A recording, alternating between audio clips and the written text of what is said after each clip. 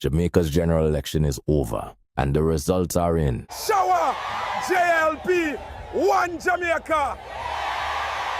The Jamaica Labour Party has won again. Andrew Holness will serve a third straight term as Prime Minister. But the big question is this: why did the People's National Party lose? In this video, I'll break it down in simple, everyday language.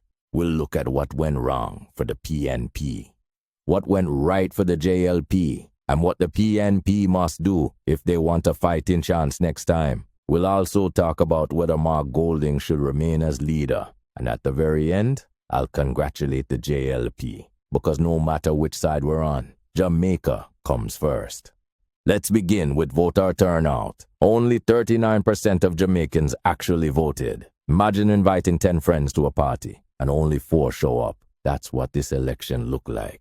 And when turnout is that low, it almost always helps the party already in power. The PNP needed energy, momentum, excitement, but too many of their supporters stayed home. It's like showing up to play football with half your team missing. Even if you play well, the other side still has the advantage. Now the JLP's record. Whether you support them or not, the numbers gave them a strong story.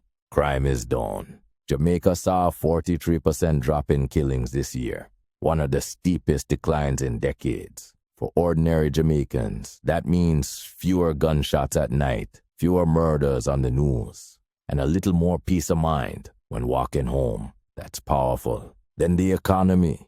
Unemployment is at 3.3%. That's the lowest in decades. More people working, fewer people struggling. And then came the campaign promises. The JLP pledged to double the minimum wage from $16,000 to $32,000 per week. That's money people can feel in their hand immediately. The PNP, meanwhile, promised to raise the income tax threshold to $3.5 million. Sounds impressive, but here's the reality. Many Jamaicans already earn below the current threshold, which means it wouldn't affect them. It helped the middle class more than the average worker. Think of it like this. 2 people are sitting at a dinner table. One has no food, the other has half a plate. The JLP gave the hungry person a full meal. The PNP gave the person with half a plate a little more rice. Both are food, yes. But one offer feels urgent. One offer connects immediately. That's why the JLP's message landed stronger. Next, integrity and corruption. The PNP tried to highlight scandals, the used school buses, the Integrity Commission's report on Holness's declarations. But Holness fought back. He even challenged the commission in court. So while the PNP pointed fingers, the JLP kept talking about jobs, wages, and crime reduction. It's like 2 shops on the same street. One is shouting, "Don't buy from him, he's dishonest." The other is saying, "Here's a discount today and new products tomorrow." Customers don't want drama, they want value. And then there's Mark Golding himself. He faced questions about his dual citizenship, Jamaican and British. Yes, he renounced it.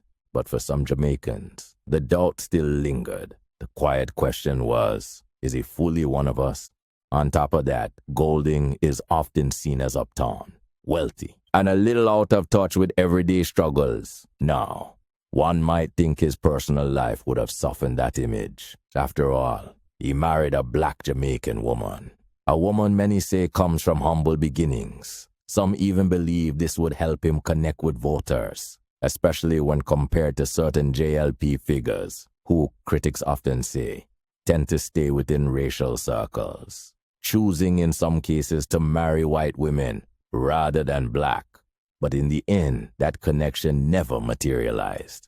It didn't translate into the political advantage some expected. And in Jamaica, as always, there's talk, unconfirmed stories. The kind of speculation you hear on the street, whispers that his wife may even be the daughter of a woman who once worked as his family's helper. Whether that's true or not is unknown. But the fact that such stories circulate shows how much perception shapes politics. And here's the reality. In politics, perception often matters more than facts. People don't just want a leader who is smart and capable. They want someone they feel understands their struggles, their culture, and their everyday lives. Campaign energy mattered too. The JLP campaigned on stability and results. The PNP campaigned on change and accountability. But many Jamaicans looked around and said, better the devil we know. It's like being on a bus. The driver isn't perfect, but at least the bus is moving. Switching drivers mid-journey feels risky, especially on a rough road. So, what can the PNP do going forward? First, rebuild trust with the grassroots. Show up in the markets, the schools, the churches, not just rallies. Second, craft promises that touch people's lives right away. Lower light bills, cut school fees, create jobs, things families can feel within months, not years. Third, connect with young people. Too many youth tuned out. They're on TikTok, Instagram, and YouTube, not in political meetings. The PNP needs to inspire them in their own spaces. Young people don't just want promises, they want inclusion. Fourth, face the leadership question. Should Mark Golding stay? He's smart, respected, and experienced, but he struggles with connection. If he stays, he must rebrand. Get closer to the people, break the uptown image. If not, the PNP must start grooming fresh, charismatic leaders. Leaders who can connect across the island. And finally, unity. A divided house cannot stand. If the PNP looks split, voters will not trust them to govern. They need one voice, one mission, one direction. So why did the PNP lose? Low turnout. The JLP's record on crime and jobs. Campaign promises that didn't connect. Golding's image problem. And less energy overall. But defeat is not the end. It's a lesson. The PNP can rebuild. They can reconnect. They can inspire the youth. And they can decide honestly whether Golding is a right man to lead them again. And finally, congratulations to the Jamaica Labour Party and Prime Minister Andrew Holness. Winning 3 terms in a row is no small feat. At the end of the day, it's not about green or orange. It's not about JLP or PNP. It's about Jamaica. And the work continues to build a better future for every Jamaican.